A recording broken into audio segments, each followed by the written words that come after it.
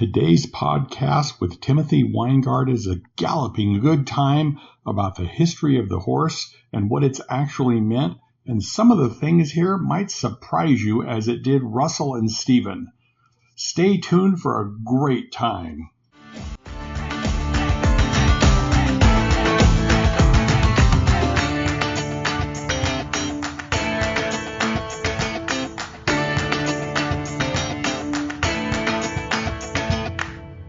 Good morning, Russell. How are you?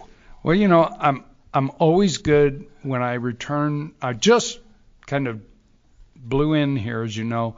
I was down at Kenyon, Kenyon Ranch, which is an historic ranch in Tubac, Arizona. We actually leased it and ran it for a year and a half during COVID.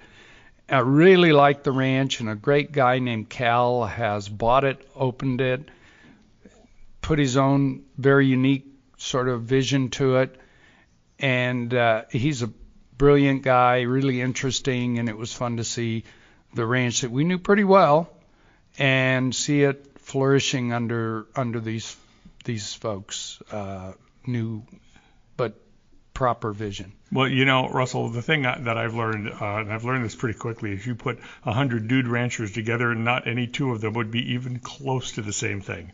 It's pretty remarkable. Yeah, I'll use a good word. We're an eclectic bunch. Okay, you're an interesting group. There's no question. Yeah. So, and speaking about interesting, I have been dying to introduce our podcast guest today. I am so excited about this. His name is Timothy Weingard. He is a PhD, and I don't think that stands for post hole digger. Would if it was here. He's got a bachelor's of education in history. He's got a master's of arts in war studies. He is a New York Times 6 times best-selling author. He's appeared on Netflix, CBS This Morning, C-SPAN, PBS Nova. He's even had 3 of his answers appear on the television show Jeopardy. That's a rare feat in and of itself. And not only that, he kind of likes Star Wars. Timothy, I'm excited to have you today. How are you? I'm fine. Thanks for having me. It's my pleasure. Did I miss anything on your intro? Did I get anything wrong? Well, I'm Canadian, so I also coach the university hockey team where I teach. So I think that's maybe important as well. Wow. Well, I didn't want to say anything because from what I also understand, you're also a Detroit Lions fan. And until the last couple of years, that was a difficult thing to do. That shows your persistence. Yes, it's been 46 years of suffering. I'm 46 years old, so I've been a diehard Lions fan my whole life. And I actually, in the way it ended up last year, I'm still suffering because they should have won that football game. But they'll be good this year, and I think we'll make a run at the Super Bowl again, which I haven't been able to say in 46 years. Yeah, well, I watched that game, and you're right. You should have won that game. So, Timothy, I am thrilled because I'm sitting here at White Stallion Ranch, and I believe right now, Russell, we've got the largest collection of horses in probably Arizona. Is that a fair statement? Well, it'd be us or Tanque Verde. Okay. This time of year, we're probably pretty similar. Oh. We both drop our numbers a little in summer, and so we're probably they're about twice as big as us, but we have proportionally more horses. Well, that's proportionally more horses. I like that. And Timothy, his newest book, The Horse, which is called A Galloping History of Humanity. That's what I want to talk to him about today because, I sit out here and I look at these horses, and when you talk to people like yourself, like Timothy, that are so into horses and everything about them, it's just exciting for me. So, Timothy, tell us what the book is about. So the book is about horses, but in a different way. I'm a historian by trade, and that's what I teach at school, at the university. So it's about how the horse has shaped and influenced human history for really the past 5,500 years since we domesticated horses as a species, and they've been our premier sidekick in really shaping civilization and shaping our modern world. So that is what the book is about in a couple sentences. It's about how the horse has shaped and created human history alongside ourselves. Well, you say sidekick, and whenever I watch Russell or his wife Laura on a horse, it just seems like they belong there. And I think to them, this is not a horse, it's a friend. Yeah, at first, no. Unfortunately, horses were hunted for food originally by our ancestors, and then they were a late domesticate to the barnyard stock because they were extinct pretty much all over the world, except in a small grassland patch, the Pontic-Caspian steppe in Ukraine, southern Russia, Kazakhstan, north of the Black Sea area, and they were domesticated roughly 5,500 years ago, precisely for meat, like every other animal. And so we domesticated them for meat, milk, secondary products from their hides, and using their dung as insulation on the bottom of the houses as well as fuel. And then very quickly after, we learned the utilitarian value of this magnificent animal for riding and herding, and then obviously pulling wagons and chariots, and then finally for cavalry and farming. And the rest is history. It's a multi-purpose living machine, if you will, but there's certainly a very close bond between humans and horses. And it's I call it the Centurion Pact, in fact, that humans were elevated literally and figuratively by the horse, and we combined our 2 hours, if you will, into one creature in a way.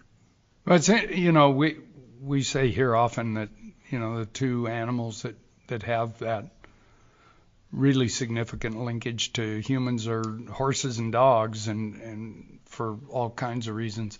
And maybe the answer, but you talk about humans have been domesticating horses for over 5,000 years. It's one of those facts that's obvious, yet when you hear it, you go, oh my God. And it was every president of the United States until the name I can't remember had to get from where he lived to Washington, D.C. or anywhere he wanted to go using horsepower. And you think about it, in our country's relatively brief history, good share of it, horses were the source of transportation. Yeah, we forget that it's really only been 100 years since the internal combustion engine and cars and tractors have unseated the horse as our primary mode of transportation for everything.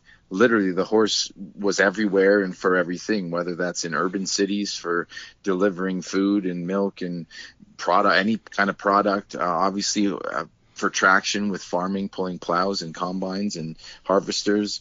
Our whole world literally revolved around horses for the past 5,500 years, save the last 100 years where we've had the internal combustion engine. So we forget that, I think, sometimes, because horses are not necessarily part of everyone's worldview, and now they're not as utilitarian in their function. They're more recreation and in rural areas. So it is amazing just how indispensable they were for every facet of our civilization. And they were essential for transportation. And what a lot of folks, I don't think, understand is how essential they were for food, for growing food. I mean, where would we be without horses for growing food? Yeah, we see, once we domesticate the horse and we invent something called the moldboard plow, we see populations just skyrocket across China, across Europe, and then certainly when we introduce industrial horsepower farming in the American West, really beginning in the 1950s and 60s with these. There's a picture of one in the book pulled by a team of 32 horses. These are massive combines. Yeah. And in a way, it is industrial farming when you have a machine that takes 32 horses to pull it. It is quite incredible. And as I said, then, the combustion engine and tractors and mechanical combines and harvesters unseat the horse, but we forget how essential and indispensable it was for everything, not just producing the food, but then transporting the food to feed everybody else in urban centers and transporting the waste out of urban centers. It is an amazing, and actually Henry Ford actually used horse manure to power the first Ford plants, or help power the first Ford plants to produce the Model T. So in a way, horse manure was used to make the very vehicle that would unseat the horse or supplant the horse with the automobile, which is an interesting story in itself. We could make some Model Ts here at this point.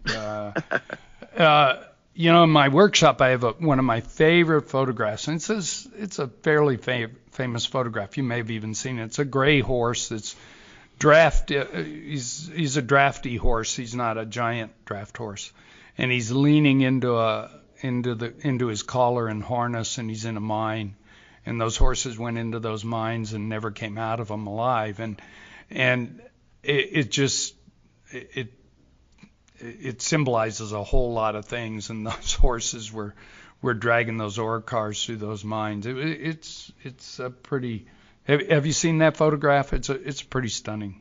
Yeah, I've seen that one and others. I mean, there's a lot of them. But. There's just, I mean, it's again, whether it's mining, whether it's building tunnels for subways, horses did it all. And and then obviously with warfare, horses were drafted to fight in our wars for again over 5,000 years, and they didn't have a say in it, and that's something important too. And certainly the chapters in the book that revolve around warfare and the use of horses, not just cavalry, but to haul artillery, guns, and to haul supplies. They didn't get a choice, and so it's kind of sobering and kind of somber to remember that they were drafted, pardon the pun, to fight in our wars for whether the cause was noble or nefarious. They didn't have a choice. No, and they stepped up and they did it. I mean, and still, I guess a variant. You look at horse as a weapon of war. But look at how many police departments use horses for riot control. And the horses are just so calm in the face of all that. Yeah, we still use horses in police forces, as you mentioned, exactly for riot control, and they work far better. The statistics are amazing how much better police officer on horseback is to quell and kind of keep crowds calm compared to police officers on foot. And it's kind of the dual nature of the horse is that these horses are so big, and we've all seen them, around the streets, that people have a healthy fear of horses because of how big they are and muscular they are. But also humans intrinsically love horses, so they don't want to hurt the horse either. So they give it a healthy distance and a healthy respect. Whereas, unfortunately, some people wouldn't mind hurting the human police officer, but they have this respect for the horse. So it helps kind of calm and dissipate crowds without much violence, which is a great thing. Military still use them. The U.S. military still has a Fort Carson in Colorado, still trains soldiers on horseback, as does the Canadian Army, British, Chinese Army. We use them for pack horses and mule trains in mountainous areas like Afghanistan, but also to patrol inaccessible areas where you can't get vehicles. So they still do serve a very small niche military function. And now we're having more equine therapy with PTSD, with veterans and any other people with trauma or at-risk kids. Yeah, we do that here. Which is amazing. we have a group, BCI, Base Camp for Veterans, and they do several programs a year here, and they use particularly Mustangs as for the veterans themselves, and then they invite the family, and then they get to ride our. We have Mustangs too that are just good for everybody, but they're dealing with some Mustangs at different levels of their training, but dealing with whether it's PTSD or just the challenges of return to civilian life. But kind of circling back to the earlier times, is the movie War Horse? Did you see that? Was that the First World War movie? Yeah, with the allegedly, or at least based on real life, the horse that made its way through World War I. Yeah, it was a book first, and I read the book as well. I enjoyed the book. The movie, usually that's the way it is. There's very few movies that transfer very well from the books. Black Hawk Down was one that they did a great job with. The book is fantastic, but the movie is also fantastic. So there was 16 million horses used in the First World War, and roughly 8 million died. Wow. It's the biggest, I guess, participation of equines in any human conflict in history. So they die in strange ways, obviously, but a lot of the time they had to be put down because they were stepping on either nails or shrapnel when they were bringing supplies to and from the frontline trenches. And so they were maimed and they would put them down. So a lot of them were put down because they stepped on nails. Wow. But yeah, 16 million participated and roughly 8 million died, which is, I mean, when you think about that, that's pretty crazy. I read once an analysis in sort of what you just described as sort of a micro example that World War I was so ugly and so brutal and so many people died in so many terrible ways, was that it was at a turning point in technology, and the fact that 16 million horses were involved, and yet there were some very early prototype tanks involved, and there was chemical warfare, and there was early use of airplanes, and so it was this sort of terrible convergence of technologies, old and new, that made it particularly brutal. Yeah, you're exactly right. It's the microcosm of the time period that generally we see this shift from horsepower in all its forms to, machines. And we see that on the battlefield as well. It's still predominantly a horse-drawn war, but we're seeing the first tanks, airplanes, armored personnel carriers, armored cars, motorcycles, and then obviously artillery and machine guns were the primary killers of the war. So it is a very good example of the time period about 100 years ago where we're shifting from horsepower to mechanized societies, including warfare. But what people actually don't know is that during the Second World War, when the war starts, 85% of the German military is still horse-powered. They're only about 15% mechanized. We think of which army? Of the German army. No kidding. We think of this big bad blitzkrieg, but in reality, that was just a lot of propaganda through film. Realistically, the German army in 1939 was 85% horsepowered, and by 1944, it was 90% horsepowered.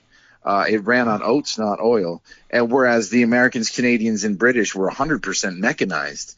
So there's this huge dichotomy in the Second World War, and it's a lot of people think of the German army, the Nazi army, being this mechanized kind of juggernaut, and that's certainly not true at all. That's just good propaganda by Joseph Goebbels, the Minister of Propaganda, and they talk about that in the book as well, and that's a fascinating kind of story of how that's come to pass that we don't actually imagine know. If he'd had X and TikTok in his era.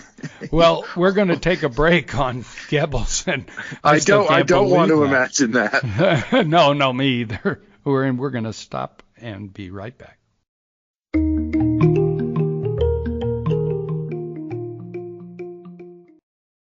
For over half a century, Durango has been building the world's best, most lightweight and authentic traditional Western boots. Using the latest materials and innovative constructions, every pair of boots is built on a long tradition of unmatched athletic performance and comfort technology. Whether working, riding, or roping, Durango boots are made for what you do. At Durango, we ride for the brand. We're proud of who we are and the boots we build. We honor the cowboy way and proudly live our Western values. This is Durango country. Pick up your next pair of Durango boots at Cowtown Boots. And thank you, Stephen, for telling us about boots for our feet and how appropriate that. Now we're going to talk about shoes for horses. That's right. The whole program is about horses, and this is the wonderful time where we get to tell you about some of the best things that has happened for horses and for their owners in a long time. This is where we get to tell you about Fred and Golden Wing Horseshoes. Now, my name is Stan, and I'm the radio man who helped put this program together. And I have to confess, when Russell True says something, it's true. He doesn't fool around. If he says it, he means it. It's the real deal. And I have been amazed as he has told stories on this program about the many of the horses that, hey, they have a new life to them, a new experience. They can still keep working the ranch because of golden wing horseshoes. Now, I know that when we first heard about this, Russell said, well, I don't know. I've tried a lot of these. But let me tell you, he is a true believer, and I just want to tell you that I'm grateful to all of you who've used this fine product and to the people who have made this company go and grow. And thank you, Fred, for giving to the world golden wing horseshoes that make it really good and better for those of us who love and work with, you name it, the horses that made civilization and keep humanity coming together. So goldenwinghorseshoes.com, goldenwinghorseshoes.com, that's where you go. Kind of good boots for those animals we all love. Take care, and now back to the program. You know, I'm loving this. Now, I know that horses, you know, they've got such a unique combination. They've got size, speed, strength, and stamina. And the horse really, for how many years, has dominated every facet of human life and changed humanity as we know it. And we still have these animals, and they're a ubiquitous part of just about everything we do. Yeah, there's still 58 million horses on the planet.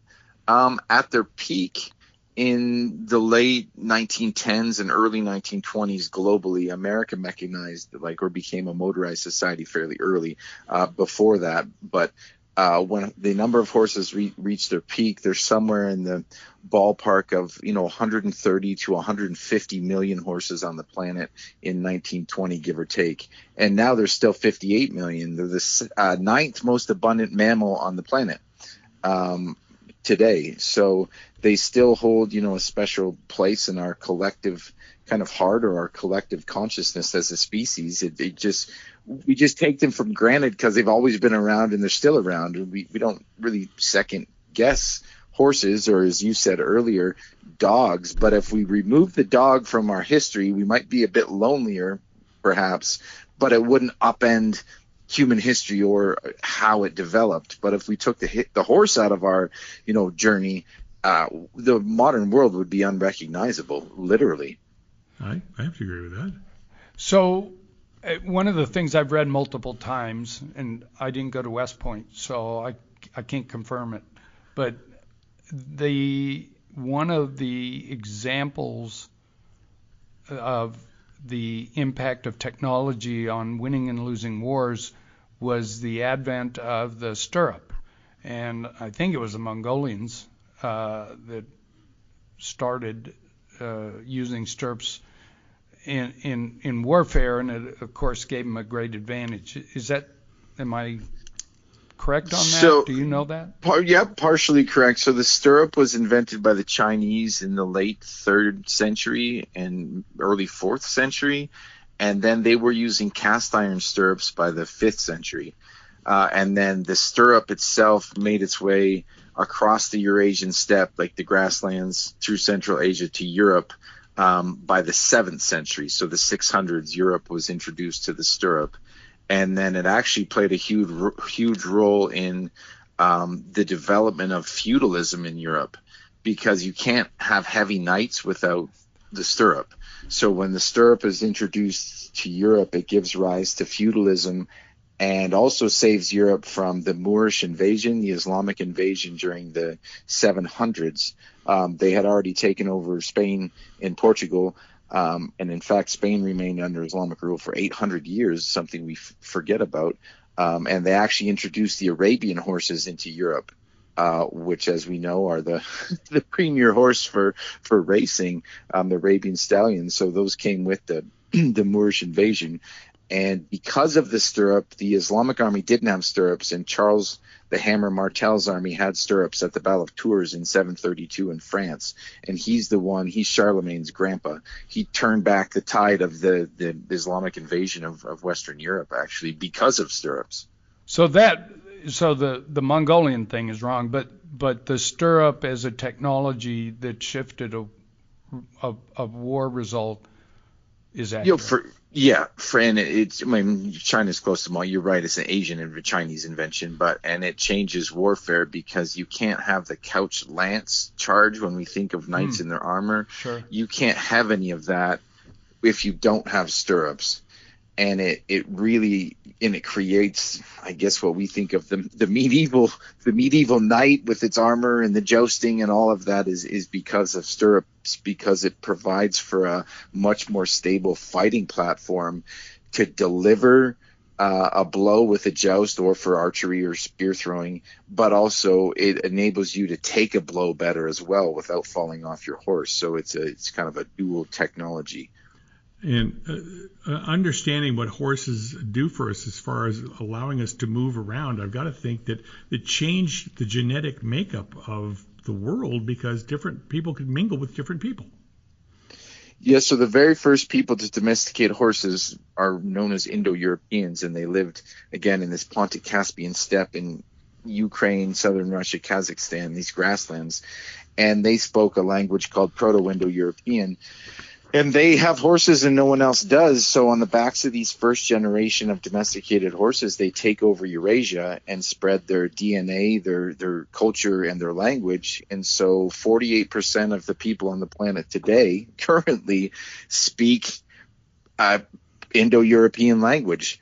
So we basically are all speaking a derivative of their language. And that's a fascinating fact when you think is because of these horses had the ability to get the word out. English is an Indo-European language. Even the languages of India are they're all related to this root-based language that these first people to domesticate horses spoke, which is a really kind of neat fact. We're conducting this interview in English because of horses. Wow. I read once that recently that it's estimated 15% of people in Mongolia are descendants of Genghis Khan. But that's a different reason. Well, he was a busy yes guy. And no. I mean, he spread his DNA as he wrote. He had a traveling brothel with him, actually. Right. But yes. Got to have a hobby. I don't know how he had time to literally conquer the second biggest empire in the history of the world after the British Empire. It's amazing. Good horses. Yeah, it's unreal. Well, and again, horses. But, I have to tell this story because we were talking about war and it just shocked me. I mean, literally, I'm not overstating. It shocked me with the German numbers of the percentage that was equine. But a great guest that I had the privilege of knowing was by the name of Colonel von Hover. And he had been badly injured between World War I and World War II. He was Belgian, and he was the leader of the Belgian cavalry when Hitler hit the border and they faced down the Germans on horseback. They were defeated. He was captured along with his soldiers, and in the march to wherever they were heading, he escaped and took a year, made it to England, and ended up the Belgian representative to NATO, and was just one of those people you're privileged to meet. But it's interesting to meet a person who doesn't talk about it, but will answer what it was like to be leading a group of people on horseback as the Germans came en masse at them. And so that's a little piece of that same history. But and I know that when you look at we're talking about Genghis Khan and that sort of thing, and the destiny of so many of these conquerors and empires were largely determined by horses, and I would imagine the quality of those horses. For sure. Specifically, we look at the Mongols too, and their expansion. But when we look at the Persian Empire, which is the first, the Assyrians even before that, beginning around 800 BCE, develop the first true cavalry in history, and they conquer the Middle East. They just, I mean, if in the Old Testament, they're talking about the Assyrians and all the prophets of the Old Testament when they say they're coming down and just wreaking havoc. These are the Assyrians who just take over the greater Middle East because of their cavalry. And then the Persians after them with their magnificent horses from what is now northern Iran. And then certainly Alexander the Great and his use of cavalry was, I mean, unprecedented at the time. And he had great horses, but the way he used cavalry was unprecedented and revolutionary, and that's why he was able to. And what was that? What made it so revolutionary? It was the way he used pincer movements and flanking movements with cavalry, and his differences of light cavalry. He put his heavy cavalry with him and his light cavalry on the other side. So he would hit a spot in the middle of the line and draw troops to that position and then flank and he had this uncanny ability to execute these maneuvers at exactly the right time and place on the battlefield, and that really was his genius. And then we see that again with Hannibal and the Carthaginians and his use of cavalry as well. So yes, we see it throughout these empire builders, and why they're able to accomplish what they do is because of their horses. You know, I'm sitting here and listening to these spellbinding stories, to say the very least, and I'm just wondering how much your educational, your bachelor's of history and your master's in war studies has influenced how you look at the horse. Well, I also served 9 years in the Canadian and British armies as well. So my PhD is in history, and then my master's in military or in war studies. So I guess we seem to focus when we look at the oldest weapon system in the history of humanity, other than our own hands, is the horse and rider. And we forget that too, is that it is, we've only really been mechanized for the last 75 years of warfare. And so it's a unique way to look at military history. It's a unique way to look at just society in general, and that's what the book is about, is almost looking at the world through the lens of the horse, if you will. So it was always kind of prevalent in all my education growing up, is the horse was always in, but you take it for granted. And I think when things are so obvious, you don't really give them a second thought. And I think that's what the book does to it. It makes you reinterpret, the past and how the horse impacted these critical events. It's interesting. A lot of what you said, typical person such as myself, we don't know. But a lot of it we do. But I think the rapid escalation or the rapid whatever we'd call it of technology today obscures the fact that you just said 75 years of mechanization. And how many thousand years of horse-based warfare is? I guess we knew that, but you're misled by how the rapid pace of change in the life we live today. Yeah, you're absolutely right. I mean, I look back. I'm 46, and I look back just at because I didn't grow up with computers, and we didn't have cell phones like you guys. No cell phones, no computers. You played outside, and you had no video games really, and it's amazing, when my son or my nieces and nephews who are teenagers now, I ask them, do you remember like a phone book or a Sears catalog, or it's a completely different world that they grow up in because of the speed of technology over the last, I guess, say 30 years. It's scary in a way how quickly this has happened in the past 30 years. Oh, yeah. Well, we're in our 60s. Or the past 100 years. We're in our 60s, so we could talk about this for hours. Yeah, that's for sure.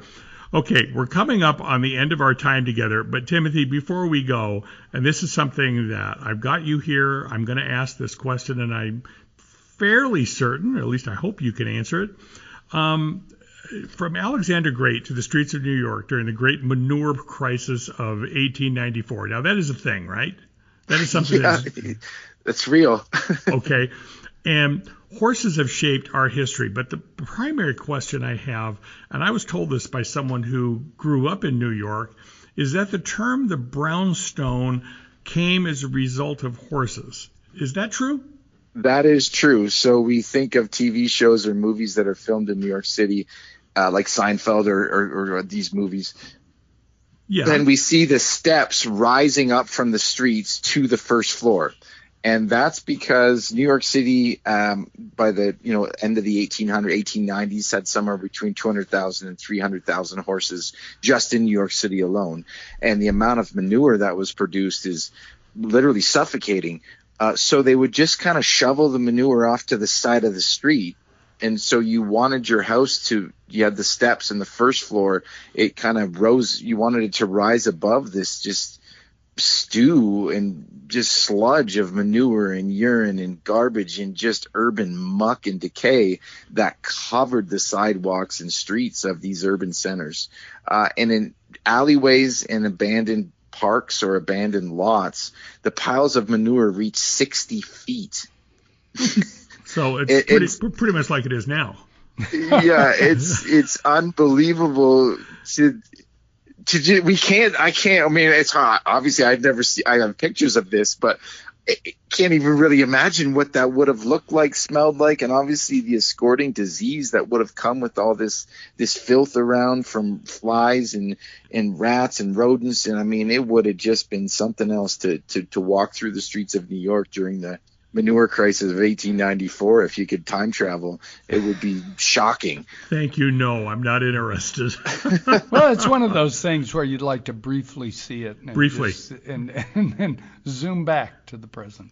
Well, we're out of time, so we want to make sure everybody, because this is just, for us, it's on target. The Horse, A Galloping History of Humanity. It's a Dutton Penguin book, 2024. Timothy Weingard. Where is there a place? I mean, the book's everywhere, right? But is there a place people can catch up with you?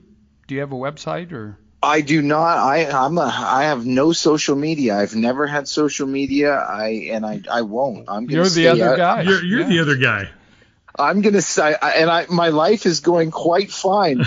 I survived without Bookface and Twitters and Cookiegrams. I'm still able to talk to people and function as a human being. It's amazing. To say the least. Well, they can get the book anywhere, The Horse, A Galloping History of Humanity, and that is currently out and going, right? Yep, you can get it online anywhere. Yep.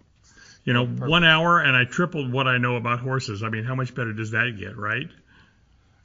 Well, I've been around them forever, and I learned a lot. Timothy Weingard, thank you. Thank you, Timothy, very much. Enjoy. Of course, my pleasure, guys. Thank you. Bye.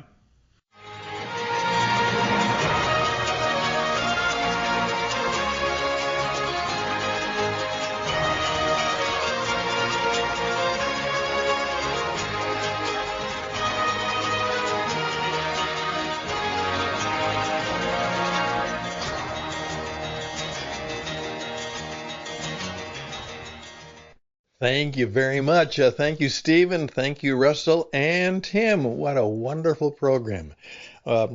We've learned a lot of things, even those of us who kind of think about horses and maybe know a little bit more about them, we always learn something new here on the Cowboy Up podcast, and that was especially true today.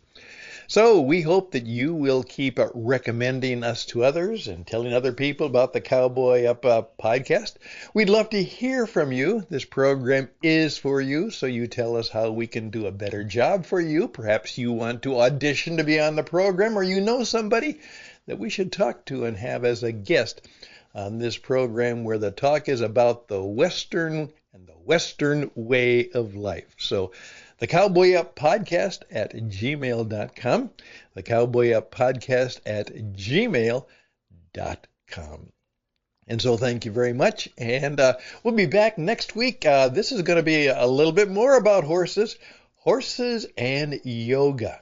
Have you ever thought of putting those two things together? Well, come and visit with us next week, and we'll have more about the horses and about yoga. Something to look forward to. Hey, all the best to you. Happy trails to you. Keep pressing on, riding high, and being brave, and doing good work. Bye for now.